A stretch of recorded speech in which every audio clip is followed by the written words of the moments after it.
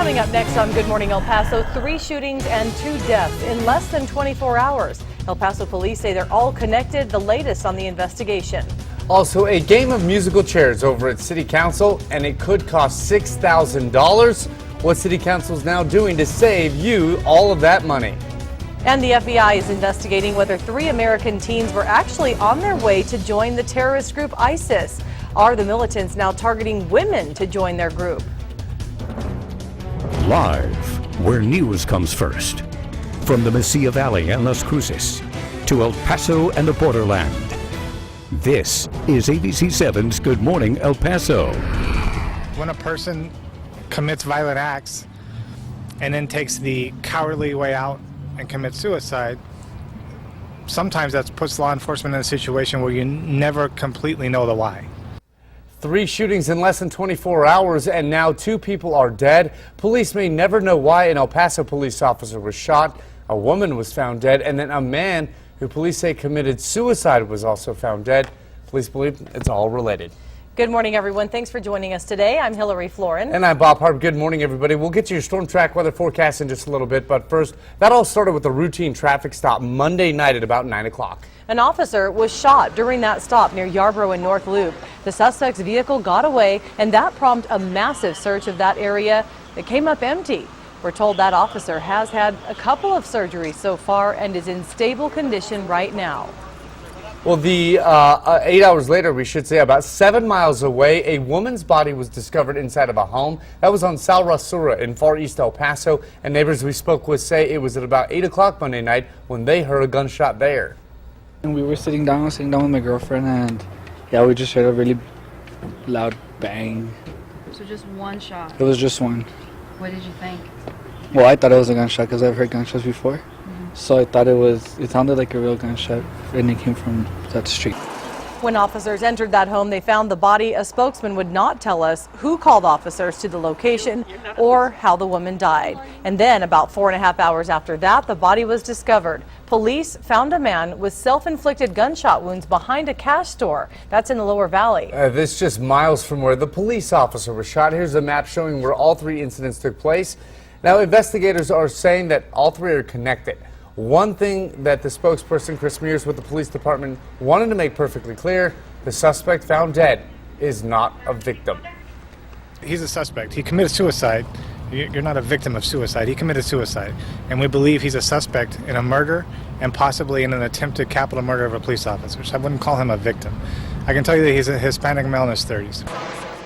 Police are telling us that they have no reason to believe the man was involved in the death of the woman, or that they do have reason to believe, rather, and the ambush of the police officer as well. Neither of the bodies, though, have been identified. We will continue to follow this developing story, and as soon as we get any more information, we'll keep you updated.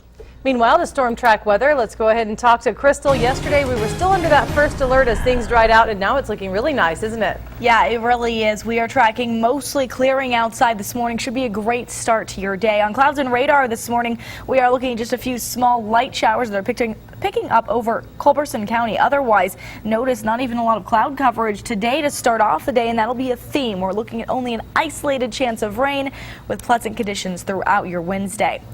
60 degrees is your current temperature outside in El Paso. Winds are at 7 miles per hour. Las Cruces a little cooler, 51 degrees and calm. We do still have some of that surface moisture available. That's why we're still saying an isolated chance of rain. We'll look at your hourly raincast, talk about that slight chance, and then look at the drying trend ahead, all coming up in a few minutes. Thanks so much, Crystal. The El Paso Independent School District continues to recover from a big cheating scheme. Now, remember, that led to several firings, resignations, and its own former superintendent serving time in a federal prison. And now we're learning of another former employee who's pleaded guilty. Good morning, El Paso's Denise Olivas joins us live with these details. Good morning, Denise. Good morning, Bob and Hillary. Myrna Gamboa, now considered one of Lorenzo Garcia's co-conspirators. He hired Gamboa back in 2009, and now she has pleaded guilty to defrauding the United States. Well, it was during her time as Title I director that she conspired with Garcia to manipulate state accountability test scores at Bowie High School. Title I is a program that helps fund districts with federal money to meet the needs of students who are at risk. Again, in 2009, Gamboa manipulated student grades, reclassified students in order to avoid them taking those state accountability exams, and even denying credits to students who transferred from Mexico, credits that were already earned by those students. Well, she is expected to be sentenced on January 5th in the courtroom of Judge David Briones. Of course, we will continue to follow this story until a sentence is handed down to Gamboa. Back to you. All right, Denise, thanks so much for that. Also happening today, a teenager who died in a crash last week will be honored. A group of students at New Mexico State University are organizing a memorial in honor of Joanna Aurora Rincon. That is scheduled for tonight at 8 p.m. This will happen on the east side of the Corbett Center at NMSU. Rincon died in a crash that happened last Thursday near the intersection of University Avenue and Travis Drive. 4 other people in the truck, including the driver, were also hurt. The driver has not been charged, and if you know anyone with information or if you have any information on this, you're asked to call police because the investigation is still ongoing. Now to the latest on the Ebola situation. Starting today, the federal government is requiring travelers from Ebola-stricken countries to arrive at certain airports in the U.S. So anyone coming from Liberia, Sierra Leone, or Guinea must enter the U.S. through one of 5 airports. Everyone arriving at those airports from those countries will have to be screened then for Ebola. All right, here's a story that has people buzzing here in the borderland today, good and bad. Back here in the borderland, a game of musical chairs at City Council is apparently coming to an end. All right, well, the city rep who made the first move from her assigned seat and said she is now stepping up and moving back. Here's ABC7's Stephanie Valle to sort it all out. It's been almost a year since Representatives Lily Limon and Courtney Nyland shared space on the dais. Next week, they'll be back in close quarters. I was elected to represent this community. If I'm faced with challenges going forward, I'm going to have to figure out a way to effectively continue to lead this community and serve them with the utmost respect. The chair swap started when Nyland asked the mayor in an email last November if she could move seats due to unwanted touching and grabbing by Limon. I'm totally baffled. I don't know what to tell you. I wouldn't be able to add anything to it. Nyland ended up swapping with District 1 Rep Ann Morgan Lilly, who later also asked to move. The mayor recently asked Limon if she would scoot over a chair. Limon gave ABC7 her response. Historically, we've sat in a numeric order. That seat is reserved for District 7, and that's where I would want to stay. Nyland told ABC7 she met with Limon and Mayor Oscar Leeser Tuesday afternoon to tell them she will be moving back to the District 8 seat. Representative Nyland said she decided to move back to her originally assigned seat when she found out that it would cost $6,800 of taxpayer money to install a computer and a microphone at an empty seat on the dais. So although it's uncomfortable and although it's unpleasant, and I'm disappointed certain members of council can't show other members respect, I think it's imperative to always have the taxpayer at the forefront of our concerns. The seat swap takes effect Monday. Stephanie Valle, ABC7.